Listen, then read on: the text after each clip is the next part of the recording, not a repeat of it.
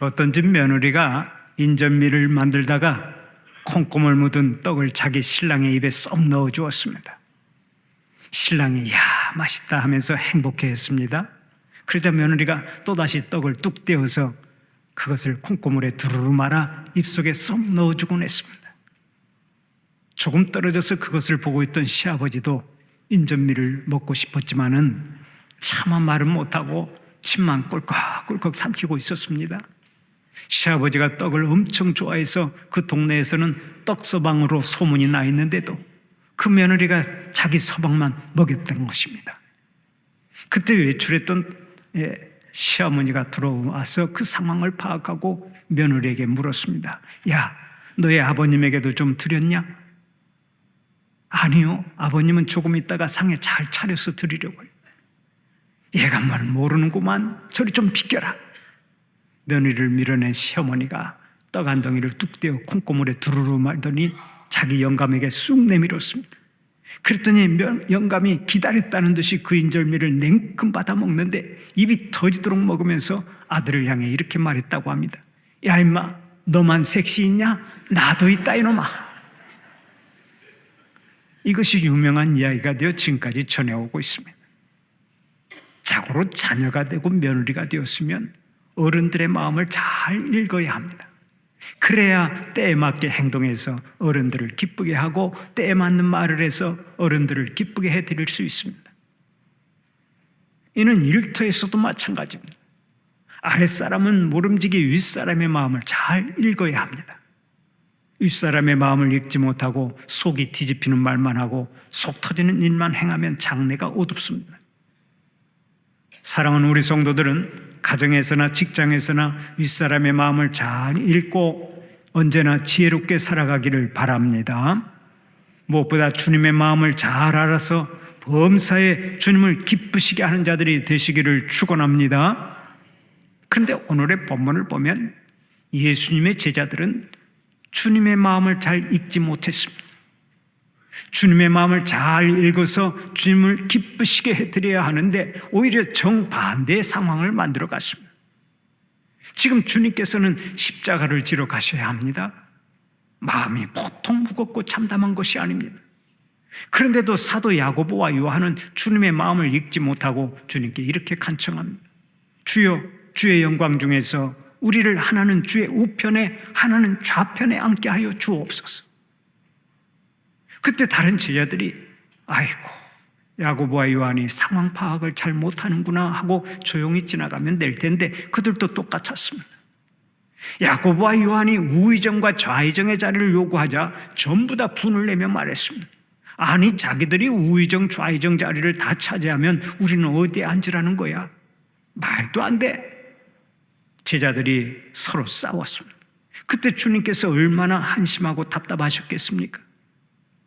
주님의 제자가 되었으면 마땅히 주님을 기쁘시게 해드려야 합니다. 주님의 제자라고 하면서 주님의 영광을 가리고 주님의 마음을 아프게 해드린다면 그 사람은 이미 제자의 자격을 상실한 것입니다. 가룟 유다를 보세요. 그는 주님의 제자가 되는 영광을 얻었습니다. 예수님이 유대 땅 전체에서 딱 12명을 뽑아 제자로 삼았는데 그 중에 한 제자가 되었으니 얼마나 큰 영광입니까? 보통 영광이 아닌 것입니다. 그런데 그가 어떻게 했습니까? 주님을 은정 30냥에 팔아먹었습니다. 주님을 십자가에 내어주는 사탄의 도구가 되었습니다. 그리고는 회개의 기회도 얻지 못한 채 자살로 한 생을 마감하고 말았습니다. 얼마나 부끄러운 제자입니까? 가룟 유다는 주님을 가장 마음 아프게 만든 제자가 된 것입니다. 주님의 제자가 되었다고 하는 것은 보통 영광이 아닙니다. 만왕의 왕이요 인류의 구세주가 되시는 주님께 선택받아 제자가 되었다면 그보다 더 큰 영광은 없는 것입니다. 그런데 오늘 우리가 그 영광을 누리고 있습니다. 우리가 예수를 믿고 이제 주님의 제자가 되어 살아가고 있으니 이보다 더 큰 영광은 없고 이보다 더 큰 은혜가 없는 것입니다. 그렇다면 이 놀라운 은혜를 생각하며 늘 주님을 기쁘시게 하는 제자가 되어야 할 줄로 믿습니다. 여러분 한 사람 한 사람이 주님의 사랑받는 제자가 되시기를 축원합니다. 그러면 우리가 어떻게 살아야 주님을 기쁘시게 해드릴 수 있겠습니까? 첫째로 주님처럼 섬기며 살아갈 때 주님께서 기뻐하십니다. 우리가 자식을 사랑하고 예뻐하는 것은 자식이 나를 닮고 배우자를 닮았기 때문입니다. 흔히 자식이 그 부모를 쏙 빼닮으면 붕어빵이라고 말을 하는데, 이 붕어빵 자식이 부모의 좋은 점을 닮을 때 부모는 한없이 기쁘고 행복한 것입니다. 마찬가지입니다. 예수님도 우리가 예수님을 닮아서 예수님처럼 살아갈 때 가장 기뻐하십니다. 그러면 예수님께서 어떻게 사셨습니까? 하나님의 아들이요 만왕의 왕이신 예수님은 가장 낮고 천한 인간의 몸을 입고 이 땅에 오셔서 평생 우리들을 섬기셨습니다. 얼마나 겸손하게 섬기셨는지 제자들의 고린내 나는 발을 일일이 씻어주기까지 섬기셨습니다. 그분 예수 그리스도께서 서로 잘났다고 싸우는 제자들을 향해 이렇게 말씀하셨습니다. 너희 중에 누구든지 크고자 하는 자는 너희를 섬기는 자가 되고, 너희 중에 누구든지 으뜸이 되고자 하는 자는 모든 사람의 종이 되어야 하리라. 인자가 온 것은 섬김을 받으려 함이 아니라 도리어 섬기려 하고 자기 목숨을 많은 사람의 대속물로 주려 함이니라. 예수님은 섬기기 위해 이 땅에 오셨고 목숨까지도 다 내어주려고 이 세상에 오셨다고 말씀하십니다. 그러면 주님을 닮는 첫 번째 비결이 무엇입니까? 주님처럼 섬기며 사는 것이 비결입니다. 주님을 닮아서 주님을 기쁘시게 하기를 원한다면 누구든지 섬기는 자가 되어야 합니다. 섬기는 자세가 없이는 절대 주님을 닮았다고 말할 수 없는 것입니다. 그런 의미에서 우리 성도들에게 이 섬김의 은혜가 있기를 바랍니다. 피차 섬기는 가운데서 기쁨을 누리고 섬기는 가운데서 주님을 기쁘시게 하는 자들이 되시기를 바랍니다. 아내는 가정에서 남편부터 섬기세요. 멀리 있는 사람부터 섬기려 하지 말고 가장 가까이에 있는 남편부터 섬기세요. 다른 남자에게는 한없이 친절하게 대하면서 자기 남편에게는 찬바람만 일으키는 여자는 뭔가 문제가 있는 여자입니다. 주님을 사랑하고 주님의 제자라고 자부한다면 먼저 가장 가까이 있는 남편부터 섬기시기를 바랍니다. 요즘 대한민국의 은퇴한 남자들이 너무나 불쌍하다는 얘기가 있습니다. 왜 그런 줄 아세요? 평생 식구들을 먹여 살리기 위해서 뼈 빠지게 일하고서 은퇴를 했는데 집에서 하루 3끼 다 먹으면 삼식 니은 미음이라고 하잖아요. 집에서 하루에 한 끼도 안 먹으면 영식님이라고 하고, 하루에 한 끼 먹으면 일식씨라고 하고, 하루에 2끼 먹으면 이식군이라고 하는데 하루 3끼 다 먹으면 삼식 니은 미음이라고 말합니다. 그래서 밖에 나가 한 끼라도 사 먹고 들어오면 또 비싼 거 사 먹었다고 난리를 친다고 합니다. 그러면 도대체 어떻게 하라는 것입니까? 빨리 죽으라는 얘기입니까? 사실 남자도 이 땅에서 한 여인의 남편으로 살고 자녀들의 아버지로 사는 것이 보통 어려운 일이 아닙니다. 여기 계신 우리 성도들은 우리 남자들을 좀 긍휼히 여기시기 바랍니다. 불쌍하잖아요.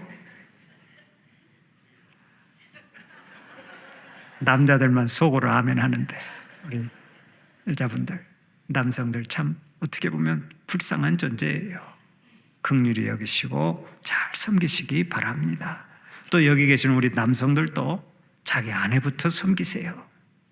집 밖에 다른 여자 섬기려고 하지 말고 집안의 아내부터 잘 섬기세요. 어떤 남자는 다른 여자만 보면 스스로 종이 되어 섬기면서 자기 아내에게는 왕처럼 군림합니다. 자기 아내를 종 취급합니다. 이런 남자는 주님의 참 제자가 될 수 없습니다. 생각해보면 내 아내보다 더 귀한 사람이 없는 거예요. 나 하나 보고 시집와서 귀한 자녀들을 낳아주고 길러주고 부모와 가족들을 위해서 기꺼이 희생의 자리로 내려간 사람이 바로 내 아내이지 않습니까? 내 아내의 섬김과 사랑과 희생과 눈물의 기도가 오늘의 가정을 이루어 놓은 것입니다. 그렇다면 먼저 내 아내에게 잘해야지 누구에게 잘하겠습니까? 본래 아내라고 하는 말이 집안에 있는 해, 곧 안해라고 하는 말에서 유래한 것입니다. 그러니까 집안에 있는 해인 아내가 없으면 집안 식구들이 살 수가 없습니다. 집안에 있는 해인 아내가 빛을 잃으면 식구들은 완전히 쫄딱 망하고 마는 거예요. 집안에 있는 해인 아내가 귀한 줄 알고 먼저 아내부터 잘 섬기시기를 바랍니다. 내가 나의 아내를 아끼고 섬기지 않으면 누가 내 아내를 귀하게 여기겠습니까? 제가 얼마 전에 저의 사돈 장모님을 만났는데 아주 재밌는 질문을 던지더라고요. 목사님, 50대 이후의 남자에게 가장 필요한 것 5가지가 뭔지 아십니까? 그래서 제가 좀 더듬거리며 말했습니다. 첫째, 건강. 둘째, 돈. 셋째, 명예. 넷째, 친구. 그렇게 한참 더듬거리며 얘기를 했더니, 아이고, 목사님, 그거 다 틀렸어요. 그러면서 이렇게 말하더라고요. 첫째, 아내. 둘째, 마누라. 셋째, 처. 넷째, 섹시. 다섯째, 와이프. 다 그 말이었습니다. 무슨 얘기입니까? 집안에 있는 아내가 최고라는 말입니다. 그렇습니다. 나이가 들어갈수록 나의 배우자보다 더 필요한 존재가 없고 나의 배우자보다 더 귀한 존재가 없는 거예요. 그런데 언제 배우자를 귀하게 여기고 언제 배우자를 섬기며 살겠습니까? 지금 귀하게 여기고 지금 잘 섬겨야 합니다.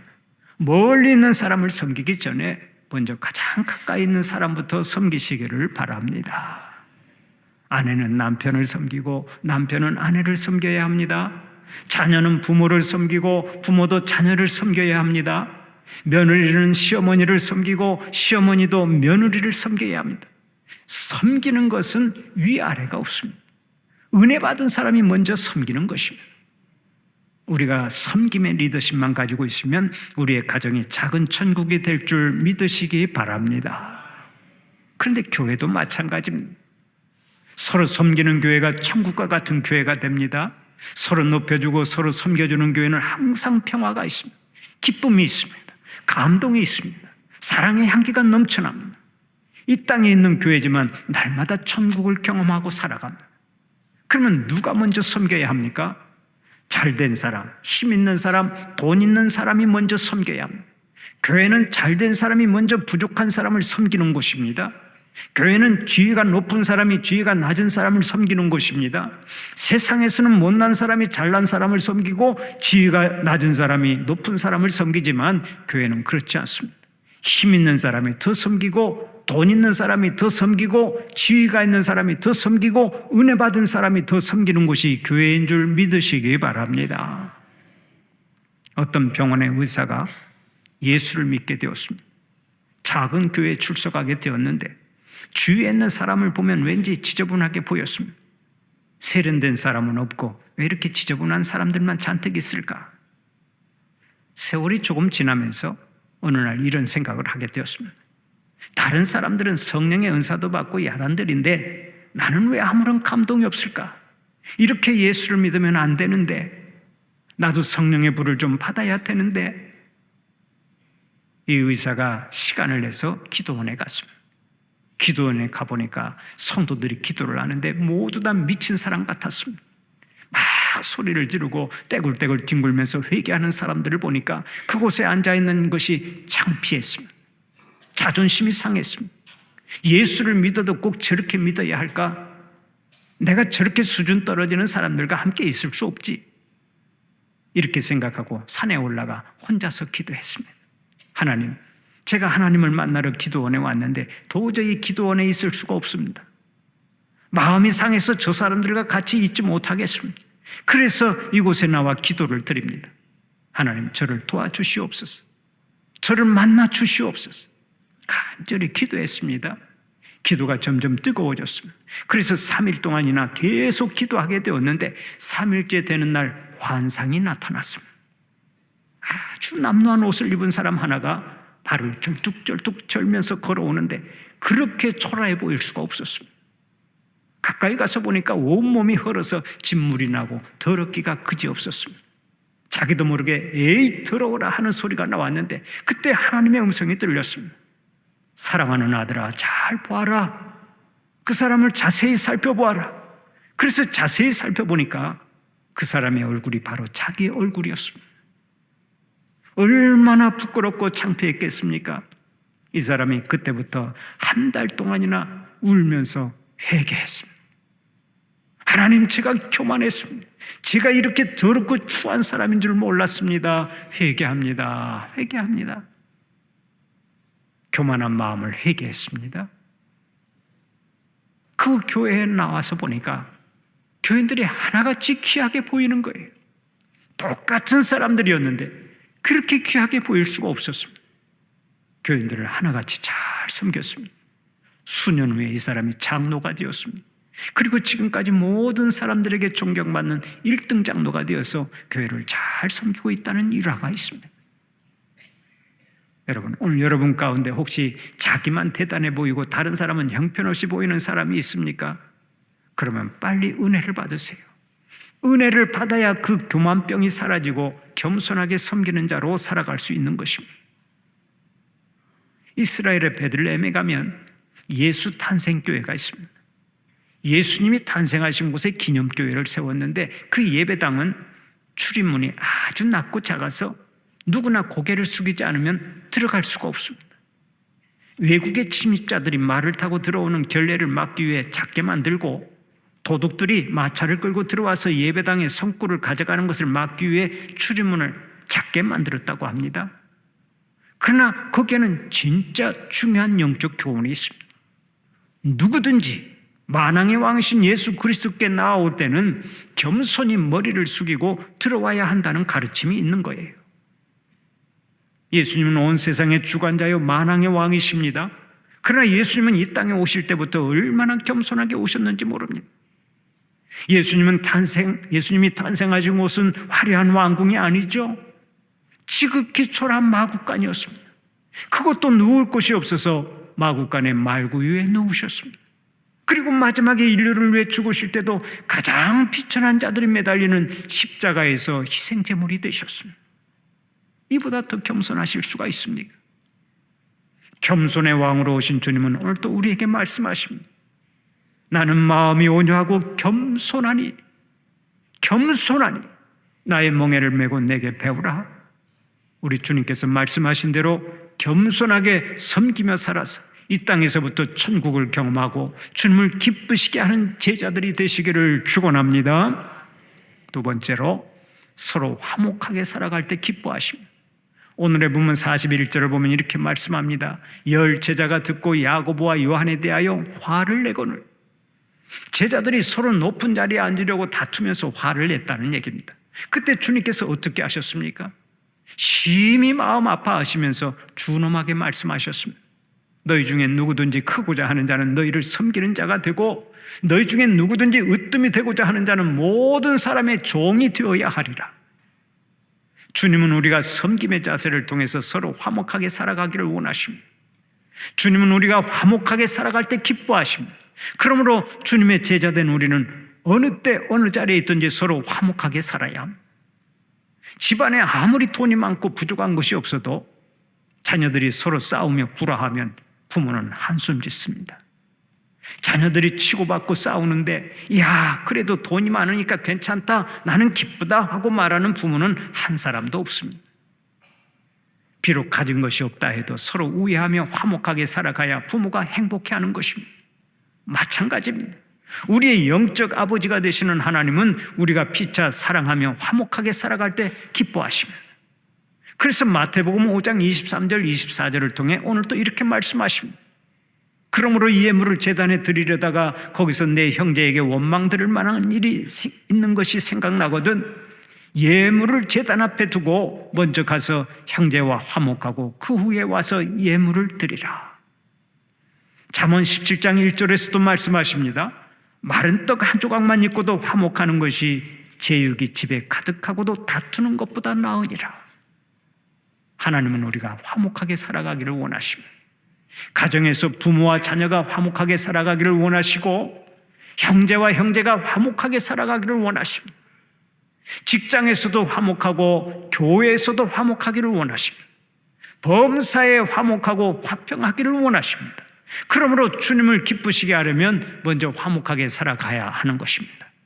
사랑하는 우리 성도들은 언제나 화목하게 살아가는 자들이 되시기를 바랍니다. 주님의 제자라면 가정이나 직장이나 교회나 어디를 가든지 화목하게 살아야 합니다. 그래야 제자의 자격이 있는 것입니다. 절대 싸우거나 원수 맺고 살지 마세요. 특히 같은 교인끼리는 더욱 그렇습니다. 싸우지 말고 무조건 화목하게 지내세요. 제가 왜 그래야 하는지 설명해 드리겠습니다. 식구들은 죽으면 영영 만나지 못할 수가 있습니다. 예를 들어서 형제자매가 7남매라고 해봅시다. 그 중에서 4명은 예수를 믿는데 3명은 예수를 믿지 않습니다. 그러면 죽은 다음에 7남매는 영원히 갈라지고 맙니다. 4명은 천국으로 가고 3명은 지옥으로 갑니다. 한번 천국과 지옥으로 갈리면 영원히 만날 수가 없습니다. 그러니까 예수 믿는 형과 예수 믿지 않는 동생이 불화하다가 죽으면 더 이상 얼굴 붉힐 일이 없습니다. 다시는 만날 수가 없기 때문입니다. 그러나 예수 믿는 사람들은 반드시 천국에서 만나게 되어 있습니다. 이 땅에서 화목하게 살아도 천국에서 만나고 불화하며 살아도 천국에서 만납니다. 반드시 만나게 되어 있습니다. 그런데 이 땅에서 싸우고 불화하며 살다가 나중에 천국에서 만난다고 하면 얼마나 부끄럽겠습니까? 원수는 애나무 다리에서 만난다고 하지만 우리는 천국에서 만납니다. 그때 내가 미워하며 담을 쌓았던 사람이 내 옆집에 살게 되면 얼마나 민망하겠습니까? 그러므로 믿음 생활을 하면서 교인끼리 절대로 담을 쌓는 일이 없어야 돼요. 원수 맺는 일이 없어야 되는 거예요. 불화하면 안 됩니다. 한번 따라서 해봅시다. 천국에서는 이사 갈 수도 없다. 서로 화목하게 살자. 아멘입니까? 혹시라도 불화하거든 오늘부로 막힌 담을 다 헐어버리시기를 바랍니다. 화해하고 화목하게 살아가시기를 축원합니다. 그러면 어떻게 할 때 서로의 관계가 화목하게 되겠습니까? 내가 희생하면 화목해집니다. 내가 낮아지면 화목해집니다. 주님은 오늘의 본문 45절에서 이렇게 말씀하셨습니다. 인자가 온 것은 섬김을 받으려 함이 아니라 도리어 섬기려 하고 자기 목숨을 많은 사람의 대속물로 주려 함이니라. 주님은 말씀하신 대로 십자가 위에서 대속물이 되어 죽으셨습니다. 우리를 위해 희생제물이 되셨던 거예요. 그 희생으로 하나님과 우리 죄인들의 관계를 화목하게 하셨습니다. 모든 사람들을 구원할 수 있는 구원의 길을 활짝 열어놓으셨습니다. 이 놀라운 사랑을 받은 우리에게 주님은 말씀하십니다. 한 알의 밀이 땅에 떨어져 죽지 아니하면 한 알 그대로 남지만 죽으면 많은 열매를 맺느니라. 내가 죽으면 사랑의 열매가 맺히고 내가 죽으면 승리의 열매가 맺히고 내가 죽으면 화목의 열매가 맺히느니라. 나에게 먼저 죽으라고 말씀하시는 여러분, 혹시 불화의 자리에 서게 되어 괴롭습니까? 그러면 오늘 한번 죽어보세요. 어쩌서 아멘도 안 하시는지 모르겠어요. 오늘 한번 죽어보시라고요. 나는 주님과 함께 십자가에 못 박혀 죽은 자다 하고 선언해 보세요. 거기서부터 화목의 역사, 평강의 역사가 시작되는 것입니다. 어떠한 자리에서든 내가 죽기만 하면 화목의 열매가 맺힙니다. 나는 살고 너는 죽어야 되겠다 하니까 불화하는 거예요. 부부간에도 그렇고 부모와 자식 간에도 그렇고 형제지간에도 그렇고 교인과 교인 사이에도 그렇습니다. 너 죽고 나 살자 하면 불화가 끊이지 않습니다. 그러나 나 죽고 너 살아라, 내가 죽을 터이니 당신이 사시오 하면 그때부터 천국 생활이 시작되는 것입니다. 저의 목양실에는 커다랗게 써놓은 붓글씨가 한쪽 벽에 걸려 있습니다. 하나님을 기쁘시게 성도들을 행복하게, 저의 목회 철학이 담긴 글입니다. 한시도 잊지 않으려고 목양실에 들어갈 때마다 읽고 또 읽고 늘 묵상합니다. 하나님을 기쁘시게 성도들을 행복하게. 제가 아끼는 후배 목사님이 제 방에 왔다가 이 목회 철학이 너무나 좋다고 하면서 자기 목양실에도 똑같은 내용으로 걸어 놓아야 되겠다고 하더라고요. 또 엊그제도 광주에서 어떤 목사님 4분과 부목사들이 저희 교회를 방문했습니다. 우리 교회가 소문이 좋아서 한번 꼭 방문해서 말씀을 좀 듣고 싶다고 그렇게 찾아오셨는데, 그 목사님도 제 방에서 이 글귀를 보고서 너무나 좋다고 그 앞에서 사진 좀 함께 찍어주시라고, 그래서 함께 사진을 찍고, 그리고 그 목사님도 은혜를 받고 돌아갔습니다. 우리가 주님을 사랑한다고 하면 먼저 주님을 기쁘시게 해야 하지 않겠습니까? 그리고 주님의 자녀답게 주위에 있는 사람들을 행복하게 해야 마땅한 것입니다. 사랑하는 우리 성도들은 일평생 섬김의 리더십을 발휘해서 이 세상을 천국으로 바꾸어 가시기를 바랍니다. 특별히 십자가를 지는 희생으로 말미암아 화목한 세상을 만들고 언제나 주님을 기쁘시게 하는 자들이 되시기를 간절히 축원합니다.